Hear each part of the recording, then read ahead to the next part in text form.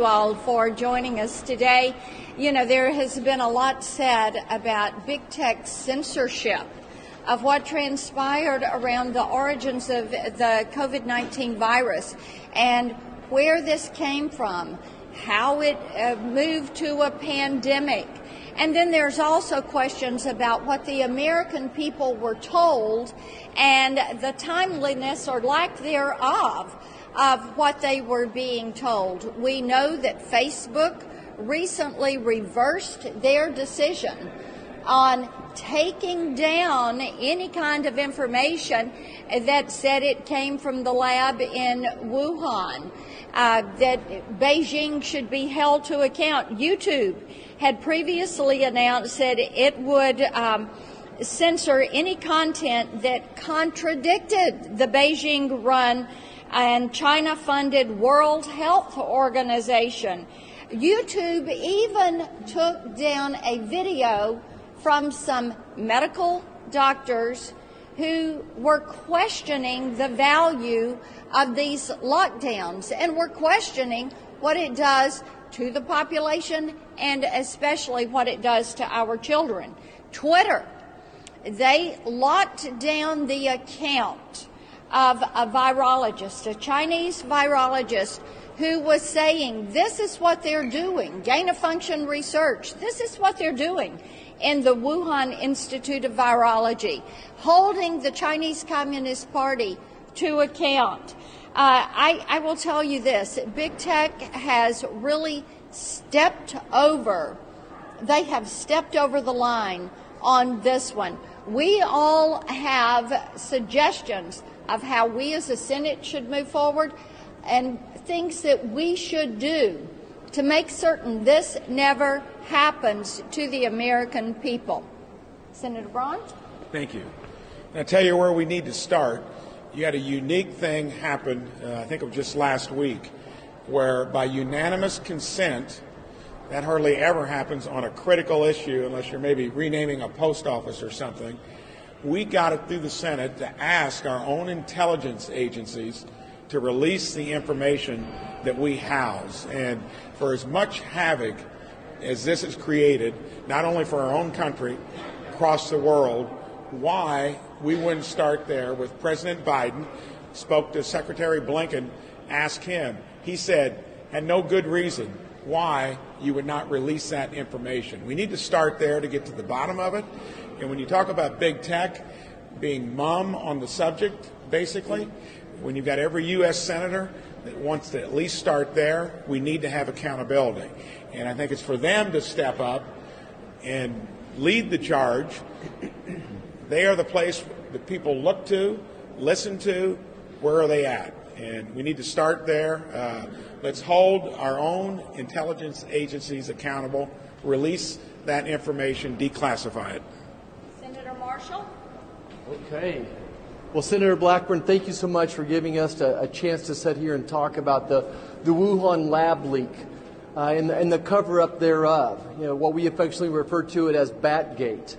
You know, it occurred to me as I was sitting there reading Dr. Fauci's emails recently that everything I'd learned in 10th grade science, everything I'd learned as a doctor about the scientific method, about hypotheses and developing theories, that we just threw that all out the door. You know, I was shocked as I went back and reviewed some of the letters that were written, but really what rose my suspicion was somewhere back in January of 2020. And the Chinese were saying that there was no person-to-person transmission. The WTO agreed, and the CDC didn't stand up to them. And that led for me to have a phone call with the CDC. And all the national journalists were reporting that the United States scientists were investigating this new novel virus. And when I talked to the CDC, they said, well, we've got scientists in Beijing, but they're thousands of miles from Wuhan, so we really don't have anything to tell you. And then the next thing I see is this a letter signed by a group of scientists who have ignored even the possibility that this virus could have risen from the laboratory. They totally ignored it. They threw out the scientific hypothesis that this was even feasible. And didn't come to find out most of those scientists, if not all of them, were receiving some type of funding then and in the future from the NIH and our CDC sat there and nodded their head in agreement. And then national journalists, big tech companies, they worked together to suppress this story. They worked together to censor those of us who thought that this virus may have originated there. And not only did they suppress, they actually shamed people who thought that this might have came from a laboratory. And then finally, we see in Dr. Fauci's emails a collusion, working with Dr. Fauci, big tech working together to suppress this story. You know, here we are, we're 17 months later. We still don't know anything much more about this virus. You know, I think that we have to hold the CCP accountable. And if the United States is in any way accountable, if they helped fund laboratories that led to the development of this virus, then we need to be held accountable as well. And we need a deep dive into what viral gain of research rules look like going forward as well. You know, we're never going to get to the bottom of this unless we stop this cover-up of the Wuhan lab leak until we stop Batgate. Thanks, Marcia. Senator Johnson? Go ahead. Well, Johnson. Okay, I'll go. I want to point out that the evidence about a potential lab leak theory has been hiding in plain sight for months.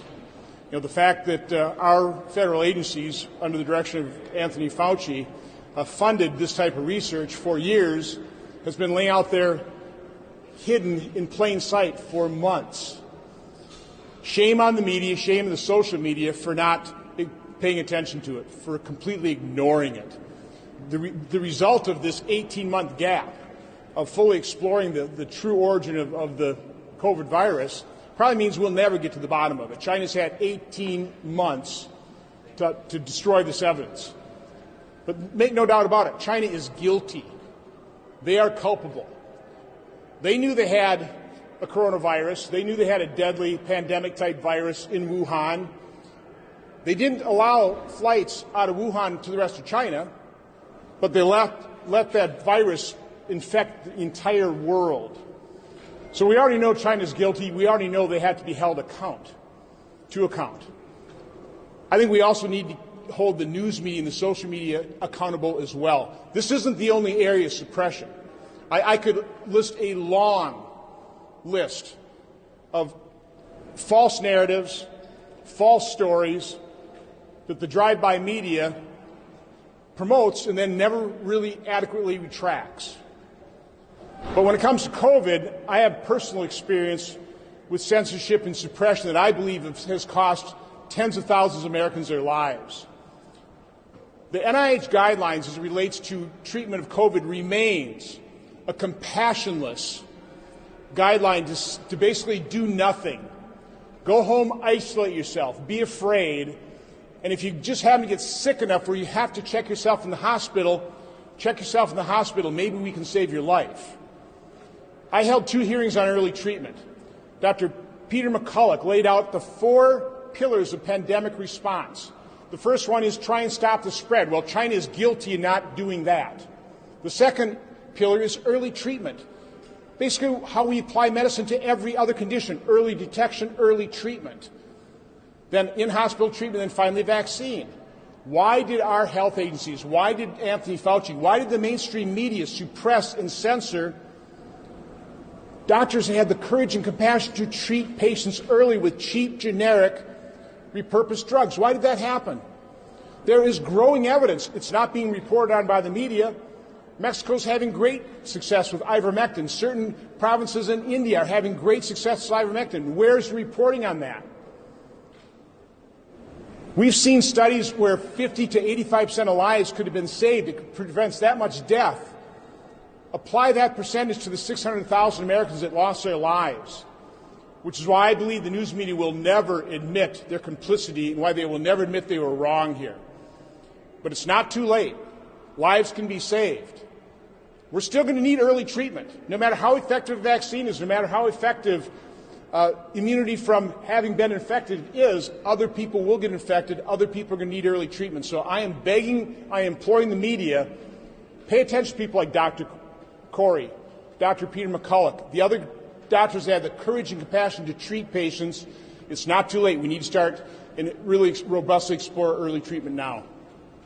And finally, Senator Wicker, who joins me in holding big tech accountable and dealing with Section 230 and censorship. Thank you, Senator Blackburn and others.